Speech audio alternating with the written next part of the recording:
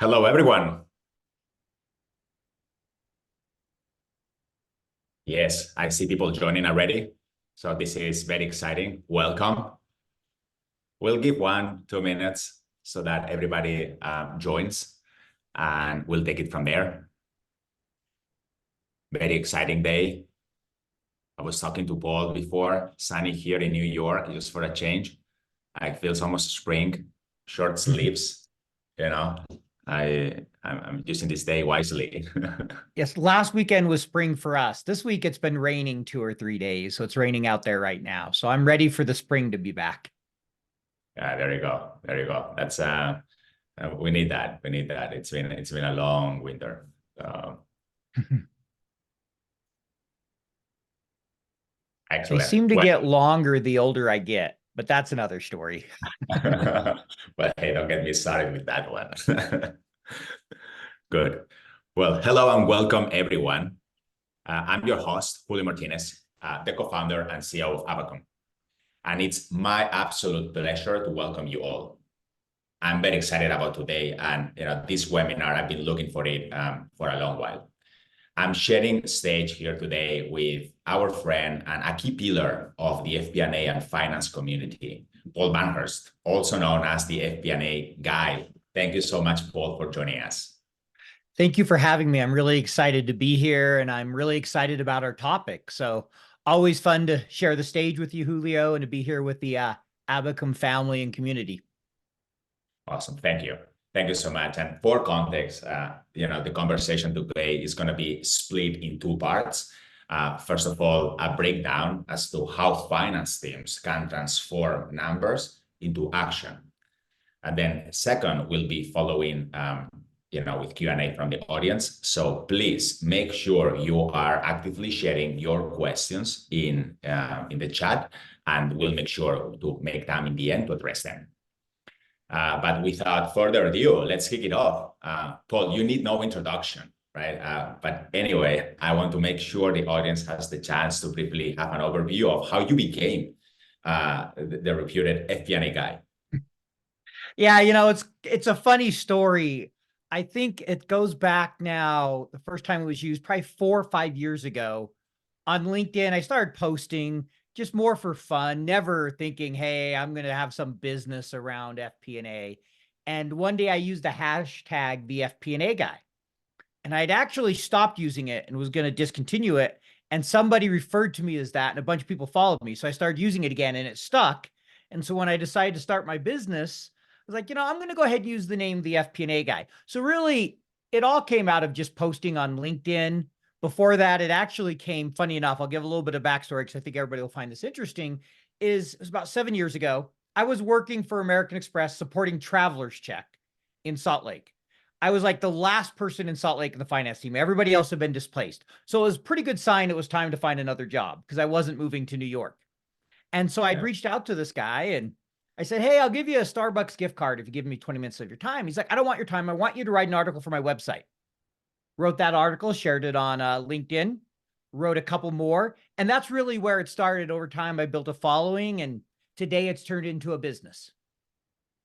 Well, thank you much for sharing, Paul. And it's very inspiring, right? How from that beginning in FP&A and pure finance, you became an entrepreneur and you built a following base and a great community and big believers on what you're doing.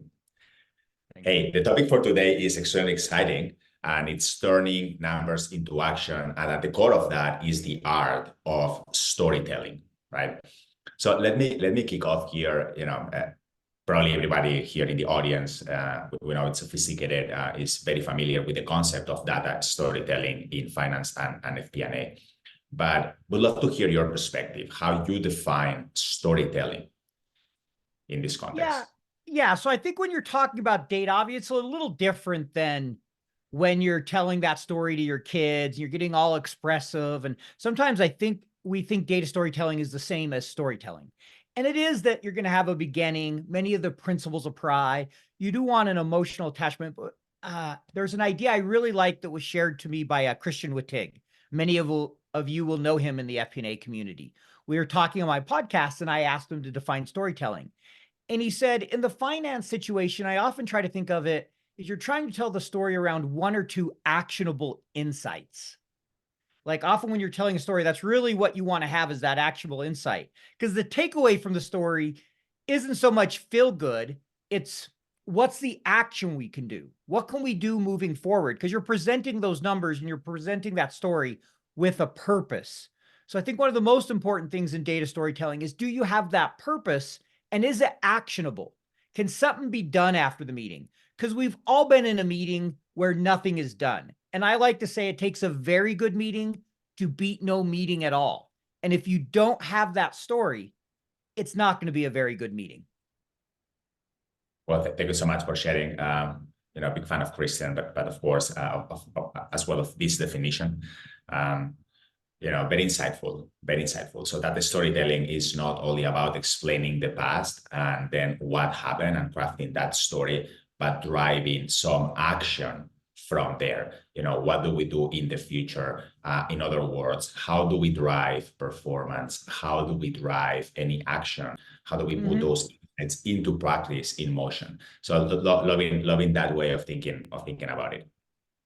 Awesome. Yeah, I really like it because it gives something more than just telling the story, just the background, right? It makes sure we're trying to make it actionable, which is so important in finance. 100% there. Otherwise, I feel sometimes we get stuck in, explaining the past and, explaining somebody and says, people look at your color coding and, that we had this small deviation, this big deviation, whatever. But then, so what, right? What do we need to do? What's the consequence of that? And how do we partner with the business really to, change things? So it's a really good approach of defining in the definition of storytelling. Good. Look, following this thread, right, I found value in sharing lessons from past experiences, right? And you're great at that. Especially when things don't go as expected. So, I would love to that you share, if you recall, an instance where your storytelling fell short and what did you learn from it? And of course, here we are after, a tangible example where you learned the lesson that storytelling was something you had to master, right? Yeah, I learned the lesson the hard way in front of our global CFO, my boss, and my general manager. So, it was not exactly the ideal situation. And it was honestly only 5 years ago. I did a lot of presentations that had gone well before that. But I had spent 6 months on this project. We were losing a large customer. And so we were developing a new commission plan for that team to try to save some of the individual stores under this big brand. And so I'd spent a bunch of time on it. I got the GM to sign off on it. My boss, the regional CFO, the head of sales, the account manager, knew the thing inside and out. And, through the presentation together, I'll be honest, I didn't spend a ton of time on it, but put it together. We went in front of the global CFO and I thought it would be a simple sign off. And I start talking to it. We get in about 10 minutes into it and he looks at us and he goes, "This is a stupid idea." I'm like, okay, that wasn't what I was expecting. And he calls the general manager into the meeting who wasn't there, talks to him about 5 minutes and signs off on the plan. And I'm watching all this and I was confused. I'm like, okay, what did he say that I didn't say? Maybe I'm missing something here. And I still remember I went to my boss, who was our CFO for North America, and I go, "What went wrong there?" And he looked at me and I still remember the exact words he said. He goes, "Paul, your analysis was brilliant, but your presentation lacked." I knew the data so well and I spent so much time with it, I didn't think to really lay it out in a manner that he would fully understand it. I had failed to tell the story so that action, getting it approved, could be taken away. I had got caught up in the details in the analysis. And I think that's something we often do in finance, and so that was a real reminder for me of the importance of that last mile of really making sure we have our story, our visuals, our narrative, the whole presentation buttoned up. And we're not just going, "Oh, hey, I've done the analysis, so I can just go in there and wing it," so to speak.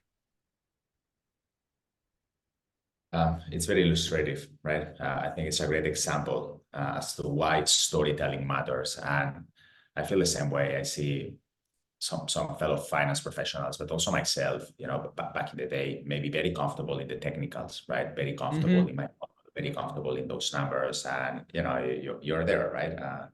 Comfy.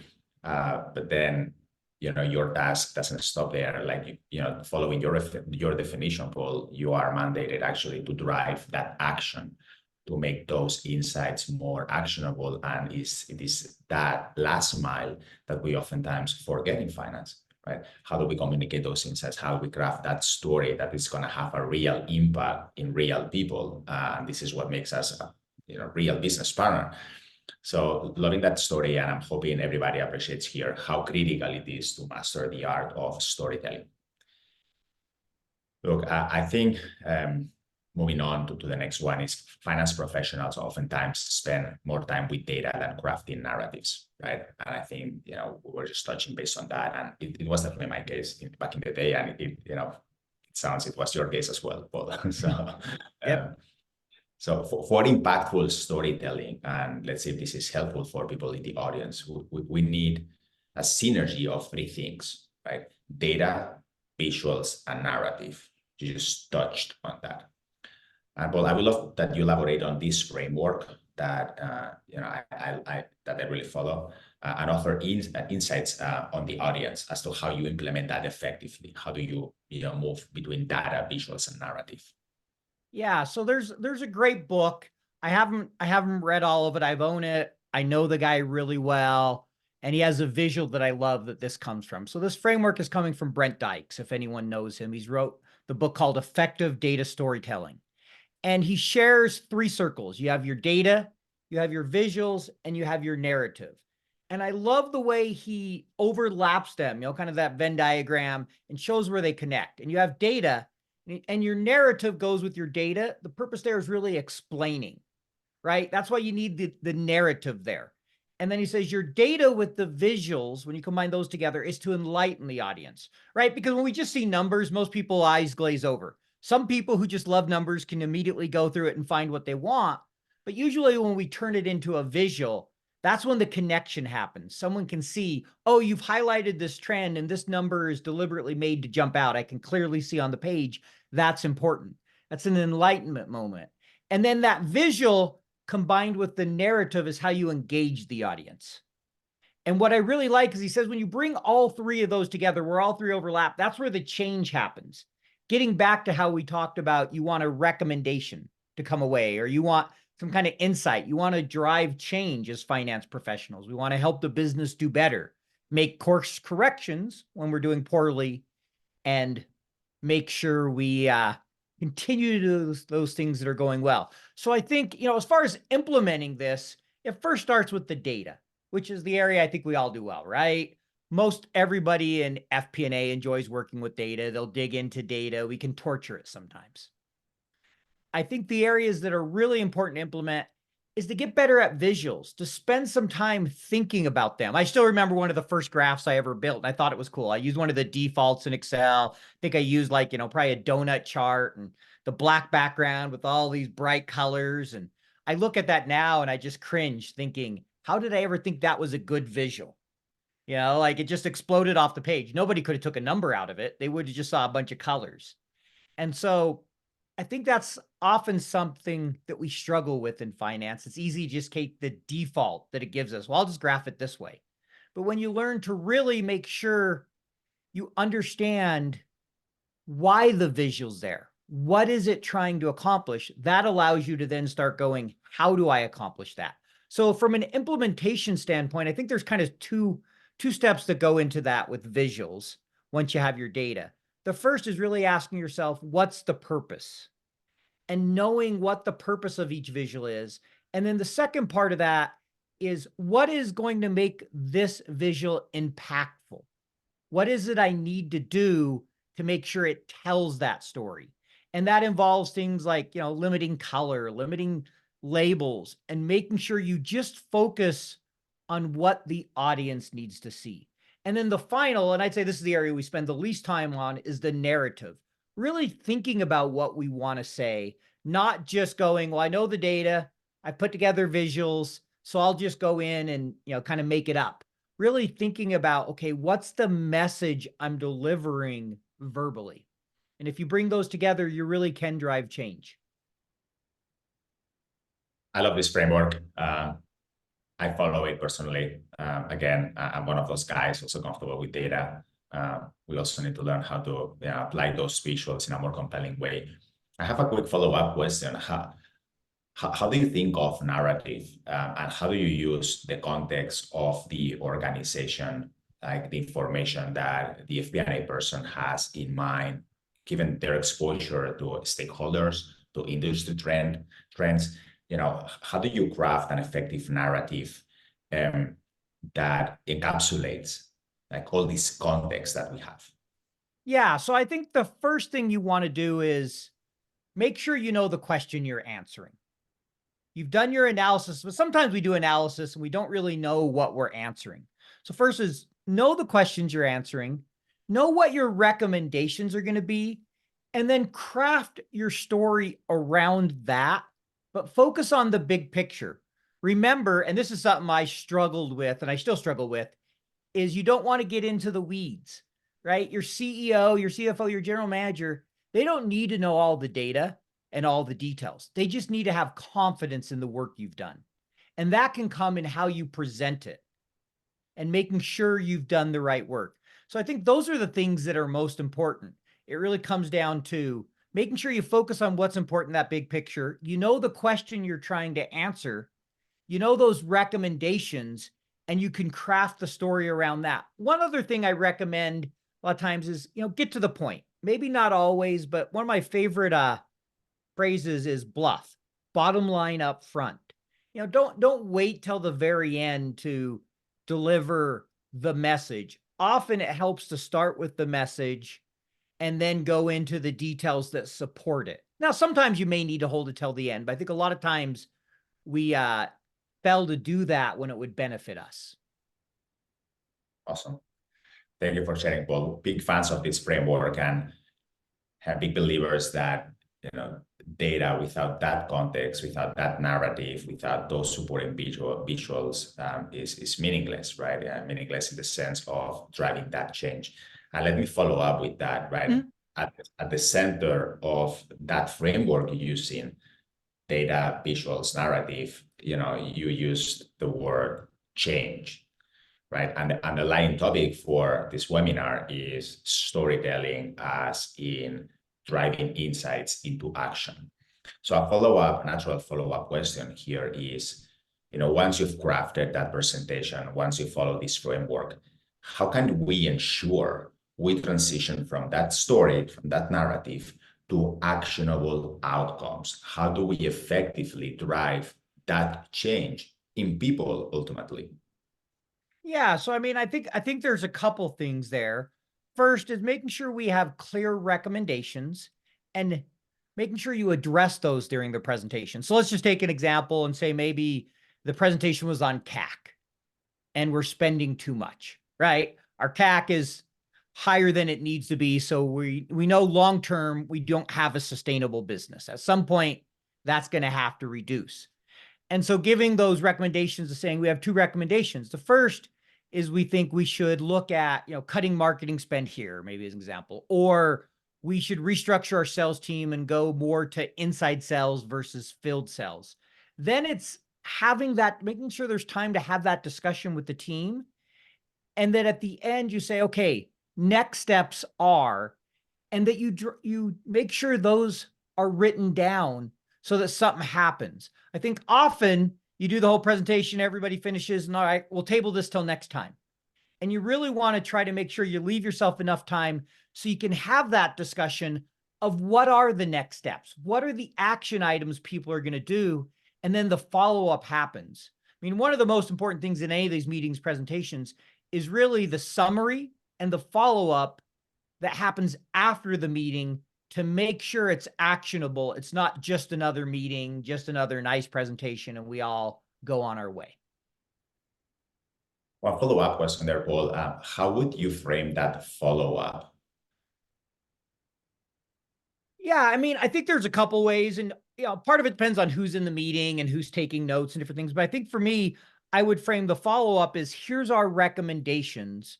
What needs to happen to implement those? And there may be, hey, well, we'd like to see this data, or we can start on that now. So I think there's a way to make sure when you've given any recommendation that you have, that you then follow up to say, okay, how are we going to implement that? Or how are we going to decide if this is what we want to do? Because, right, some meetings, when you give the recommendation, there's no way in that meeting you're going to get a yes. There might be 10 follow-up meetings. In other cases, it may be something simple where you expect everybody to go, we agree. And so then it's just a matter of getting everybody to agree and making sure there's a person responsible or people, right? If everybody's responsible, nobody's responsible. And I'm curious from your perspective, what have you seen works for you, Julio, or what do you like to see as a CEO kind of coming out of those meetings to make sure the follow-up and the actions take place? I love it. So we've thought a lot about it, actually, and you and I spoke in the past about the concept of the operational CFO, the operational FP&A team, right? Mhm. So it's moving those insights into action and actually executing, making things happen, ensuring those actions take place. And yeah, we spent a lot of time applying that into our own company, but also building that in the product. Like, how do we empower the FP&A team, the finance team, to really assign tasks to people, to really collaborate across stakeholders with comments, having very clear structured workflows as to who does what, when, right? As you said, clear owners, clear timelines, clear actions to be taken by these people in a particular time frame. And this is how you drive the organization forward. And this is, very classic project management. I think the calling of a mature FP&A organization is expanding beyond that report, or maybe that story, but actually becoming an agent of change, executing, becoming more operational, becoming more embedded into the organization with the stakeholders, with the sales teams, with the marketing team, with other people across the company. And then the way to drive that is, having a platform to really have everyone in one place, assigning tasks, assigning timelines, and being very clear, hey, we are driving this forward, and we need to make these decisions as a team, and making things happen. So this is how we do it in our company, and this is how we really encourage people to take action. I think that's great. And there are two things you said that stuck out to me. I love the term agent of change, right? We really do need to be change agents. If nothing's changing, then we just have what I like to call FP&R, financial planning and reporting. You need to be doing the analysis part and making sure that analysis is actionable and driving change. And the second thing I love, and I've talked about this quite a bit, is the idea that FP&A needs to be more operational. We need to be operationally focused. When we said transforming numbers into action, understanding the operations is what allows us to do that. That allows us to tell the story, because always there's something behind the story, and generally it's operational. It's operations that behind those numbers, behind the story. And that's how you can help bring it out, is by understanding the operations and bringing that into the numbers and into your story. And I'll share an example. My training partner, Ron Montero, he tells the story a lot of times where he used to go down to the floor on the factory floor every day and just talk to people and things. And it got to the point where he'd see a report and he saw, numbers were down. He's, oh yeah, that's the day I was out there and the machine was down, right? He could now link things back together in the meetings and had that understanding because he took the time to get to know the operations. And so that enhanced what he was presenting and allowed him to go deeper than just the superficial answer we often get. Well, it was caused by this and it's this amount. And well, that doesn't really tell me anything. What's the why? But I love that example of connecting numbers and trends when a machine was down. 100% that becoming operational driven, it's the future, probably the present, actually the master of FP&A today, and getting your hands in those operational KPIs and becoming that business partner, right? Becoming that very trusted advisor to the business, because the operations and the inside outs. Yep. Let me move on to the next question, Paul. I'm very excited about this one because I know that you use this framework a lot, and I think people find it very useful. what is the ACE framework that every FP&A or finance operator can use to ensure that their financial storytelling is both solid and impactful? How do you think of that ACE framework? Yeah. So again, I'm going to mention this framework came from my training partner, Ron Montero. Do a lot of training together. This is one he came up with. We call it ACE, and you just think of, the ACE card, right? That basically means, hey, I'm going to win in most situations, right? That black spade. So ACE, the A is for audience. That's where it starts. If we don't know our audience, we haven't done our homework. Doesn't mean we're going to know everything about them. Doesn't mean we're going to know all the situations, but particularly in finance, typically when we're presenting something, it's usually a pretty small group and we know everybody. So we should know the personalities, right? So you're going to adjust a presentation based on your audience. If I got Joe in the room and Joe hates charts, he wants numbers, or my CFO hates colors in his charts, those are things you should know. Or, hey, he always wants the bottom line up front, or this is a detailed person. It starts with knowing your audience so you can craft your message. And then C is for content, right? Do I have the right content? That gets back to the narrative, the visuals, the data. Have I really thought about what all should be involved from a content standpoint? And I think what's more important is not what should be in the presentation, what shouldn't be. It's taking stuff out. Usually we stick everything in. There's often more that should go on the cutting floor. And I probably am thinking about that right now as I'm working on some training that I'm doing, and it's all running longer than I thought it would. So very top of mind for me at the moment. And then the E on the execution is about much more than just the content and the audience, your body language, your voice, your inflection. One of the best examples you can watch, if you want to think about execution, watch politicians speak. Most politicians are very polished speakers. We can all think of exceptions, but there's two that I think were incredible speakers here in the US that I noticed. One is Barack Obama. If you ever watch him speak, he had mastery of the pause for effect. He had that down to a science. Another great one was Bill Clinton, and there are many others. But learning how to execute and be able to command the room with your body language, with your smile, with those things that say, hey, I want you to hear me. I want this to be interesting. Instead of the people that stand up there and today I'm going to talk about ACE, right? And everybody's like, all right, I'm going to take a nap. I'm out. Because it's just, there's no interest. So I think that's really the execution. A lot of that is around giving thought to those type of things and how you're going to bring it all together in the way you present. And that's going to be very different depending on whether it's virtual or in person, right? In person, you may move around the room a lot more, depends on how well you know the people. And so all of that goes into how you execute your presentation. Thank you for sharing. I would love to double click on the audience piece first, and then I have another follow-up question. But how do you go about reading well the audience when sometimes you don't know everybody there, right? We've all been in those more unfamiliar situations, and then you need to perform differently. How do you go about it? Yeah, that's one I still struggle with to this day. I'm not gonna lie. That's probably one of my biggest weaknesses is really focusing on the audience. I get into my presentation, but a few things over my career that I've learned that have helped me. So I used to be very detailed in all my presentations. And one of the things I did to help get me cued into the audience is I had a director who we had an agreement whenever I was presenting, he would DM me and say, bring it back up. You're getting too detailed. So he helped me to be more aware of the audience. And so that was one start. Another is watching people's body language. You can, if you're paying attention and you're looking and you're making eye contact, you can tell if people are engaged.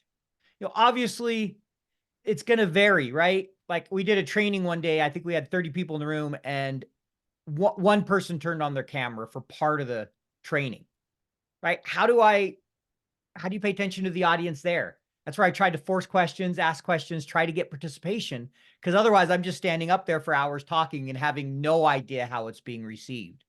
So little things like asking them to turn on the camera, pausing and asking if they have questions. There's different things you can do.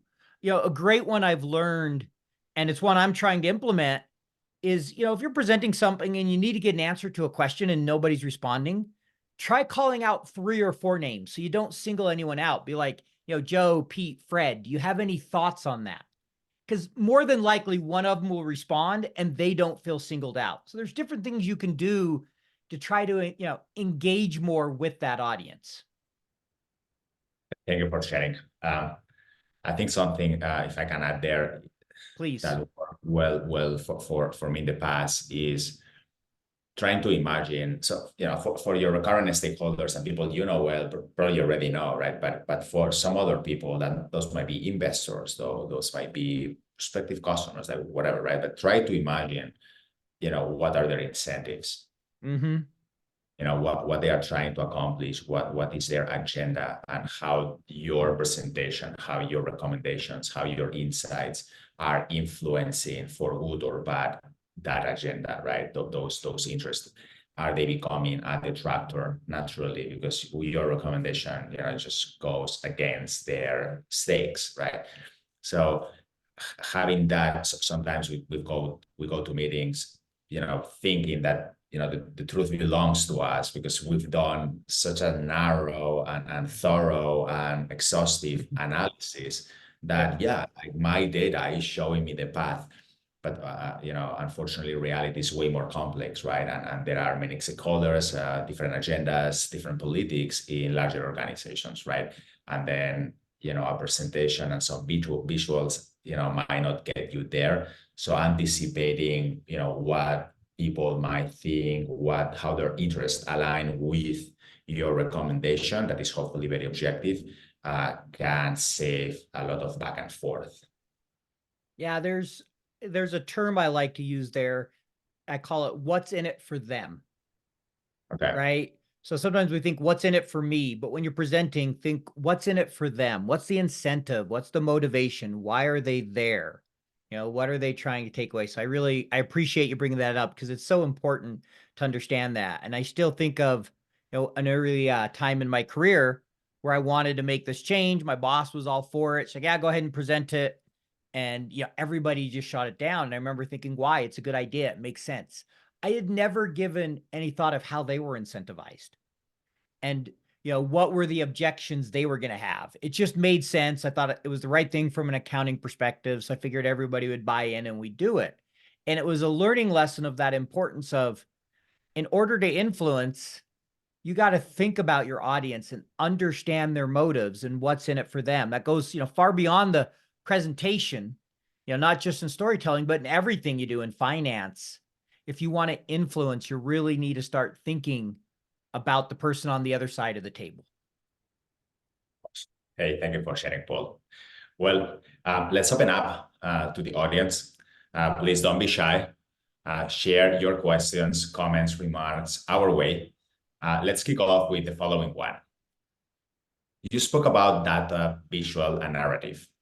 What are the best global tools which we can use and deploy to showcase the requisite output for us, FP&A guys and stakeholders? Well, of course, Abacum, right? There you go. There you go. Thank you. No, And this is Deepak asking this question. Thank you for that. So on a serious note, I mean, obviously this one tool, there's many different things. Excel often gets used. The first question is this a presentation? Is this a report? Is this a one-time and ongoing? Right? If you have a lot of ongoing needs where you're going to present visuals, then some business intelligence tool often makes sense. Obviously FP&A tools such as Abacum and others have reporting. They often have that ability to put the narrative in there and tell the story. You also have Excel. So I think the first question you got to ask yourself is, is this something I need permanent, long-term? Who's the audience? What's the purpose? Because there really isn't one best tool for visualization. I would say the number one tool out there is Excel at the end of the day that people are probably using to put graphs and charts together. After that, it's your common BI tools. And that's probably Power BI and Tableau, but there's others, Domo. And then in FP&A, often the FP&A tool. What are your thoughts on that one, Julio? What's your take? So I think it depends on the stage of the company you operate at, right? And in general, I think in earlier stages, I think you don't need to overkill it. And to be frank, the G Suite or the Microsoft Suite with spreadsheets and a number of auxiliary solutions can get you a long way. So that is, and I've done that for many, many years. I think at some point in your journey, you're gonna find that that is not working for you at the scale that you need, right? And you hit a moment of complexity, and in terms of number of employees, that might be 100, 500, 1,000, like it varies depending on the complexity of your business, your dimensionality, how many stakeholders, with how many people you need to collaborate. So there are many nuances. But in general, you realize like, wow, this is not really working effectively for me anymore. And then this is when you need to consider moving on to maybe an entry-level FP&A solution, or maybe a more built out FP&A platform that is more robust and more multidimensional. So this is my 5 cents here. Yeah, and I appreciate that you brought in the point that it's very different on the stage of the company, depending on the stage of the company, right? Day one, you're not going to implement a BI tool, or very few companies are. There might be exceptions, but as a general rule, or an FP&A tool. But as you grow and scale, you're going to realize you need more robust tools, and you'll bring those in as needed. Thank you.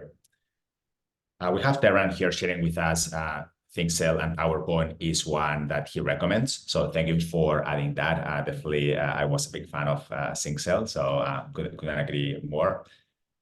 Luciano is asking the following question. It seems being empathetic plays a huge role in passing the right message. How can you manage that when you are new or just getting to know the company and the audience? Yeah, that it's harder to do when you're brand new, but I think the first thing, if you're new in any role, it starts with the listening tour. That will show empathy. How many of you had that first boss who jumps in and wants to change everything? They immediately go, "Hey, I know how to fix that process." And they haven't even seen the whole thing. And you're like, "Hey, how about we go through it a couple times first?" So I really think if you're new, if you want to show empathy and you want to get better at the empathy, start with the listening tour and ask questions, ask what their pain points are, ask what they're going through. And that will help you be more empathetic in your message. Because, one thing that I think automatically builds empathy is having an understanding for what the other person's going through on the other side of the table. And that comes through asking questions and getting to know them. Other things you can do is, as you're first presenting, is take that time to ask thoughtful questions that will show that you're empathetic, that will show that you want to understand what's in it for them and their needs. So maybe it's like, here's the recommendations we've come up with, but I'm new. I don't know that, our whole team's new. We don't feel we have a great understanding here. Do you feel these, really address the issue? Think these recommendations are realistic, or what do you think? So don't be afraid to ask them questions in such a way that makes them feel important. Because that, again, is not directly maybe empathy, depending on how you define it, but it's going to lead to that. It's going to show that you care and that you want to do what's best for them. That's a great point. Ask questions. Good. We have more questions. I want to make sure we are exhaustive. Chris is actually asking the following one.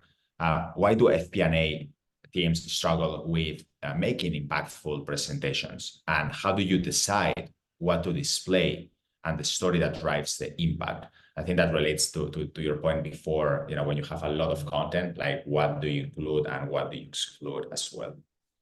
Yeah, so I think on the first part of why we struggle, and love to get your thoughts on this one too, Julio. I think as FP&A people, we're numbers driven many times, and we often spend a lot of time in spreadsheets. So it may not be natural to us present. It's something we have to get comfortable doing. So the first thing is we haven't done it much a lot of times, especially if you're early in your career. So it's a matter of practicing. Second, I think we get focused on ourselves and we forget what's important to the business. And I think that can really make it hard for the presentation to be impactful. And the third, I'd say there's two more. The third is we're not focusing on the now what, the future. And then the last thing is, frankly, let's call a spade a spade. Often in FP&A, we're working a lot of hours, and the presentation and really spending the time is where we cut because we want to go home. We don't want to be there forever working on it.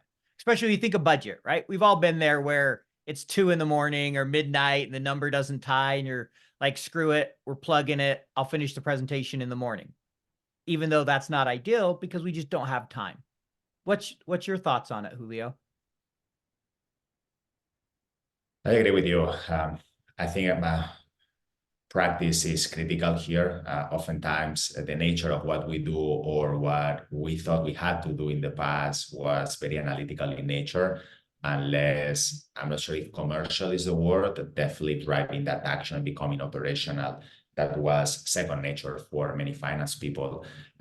So flex those muscles, right? Just expose yourself, screw up a few times, and you share some examples where you go like this, brutal feedback, and you learn from that, and you grew. So it's just breaking that ice and getting that done. I think how I think of I've becoming very succinct in my presentations over time, and I'm obsessing about the less the better, and I have a lot of data behind, right? But I use very few slides and very few data, and then I spent a lot of time thinking, what that investor, what that person cares about, what's my core point, and addressing that. So I exclude a lot of that information, and I don't have any silver bullet, but I just spend a lot of time boiling down and down and down. What's the essence? What's the insight really that matters? Because I get excited about many more things, and I've learned over time that made me not very effective, to be honest. Yeah, I totally agree. And one thing, there's 7 principles I teach for design principles when you're talking visuals. And one of my favorite, it comes from a book, Storytelling with Data by Cole Nefbaumer-Knaflack, and I highly recommend it. Great book. But it's ruthlessly reduce clutter, which gets to your point in any presentation. You're almost always better pulling back than adding more, especially with visuals. Like one of the follow-ups on that question was how to decide what to display. When it comes to visuals, remember every little thing you put on a visual increases the cognitive load of your audience. So only put on what is necessary to tell the story and nothing more. It's why I take out the borders in pretty much all my charts. It's why I'll usually take out the axis unless it's needed and just put labels. I try to boil it down so it's basically a black background, colors being used for a purpose, and then they can immediately look at it and interpret, instead of, we've all seen the graph where you see it and you're like, I have no idea what you're trying to tell me.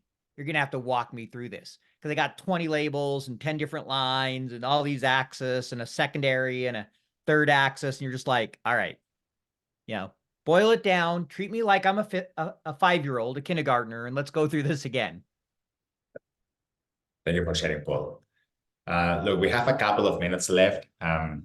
Robert is asking, thanks a lot for sharing your thoughts, great advice as always. In a budget process, especially with various cost centers, building the overall story in a concise manner can be challenging, and I fully agree with you. Only having used Excel Google Sheets for this before, can you provide an example how Avacon can help here, please? We have 1 minute left. In the interest of time, I'm gonna table that for later. We'll be answering all questions here. We have 3 more questions actually. 4 more questions. One refers to your beard, Paul. So do you want to comment on that at some point? That was my April Fool's joke. I told everybody I shaved my beard and I put a picture up from several years ago. So that's what that's coming from.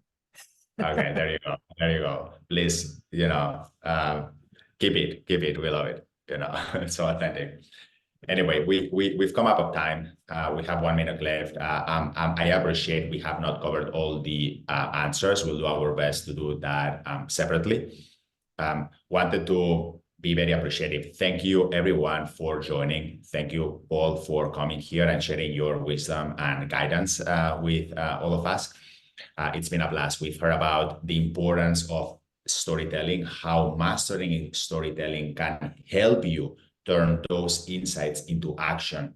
You also have very actionable takeaways. You know how the ACE framework can help you get there, and how you need to focus on data, visuals, and strong narrative to drive change. So we always hope that everybody takes home something very actionable. Think of these two frameworks and some of the other stuff we've touched base here to drive impact, to drive change in your organization starting today and tomorrow. Good. Thank you, everyone. And looking forward to the next one. Have an amazing day. Thank you, everyone. Thank you.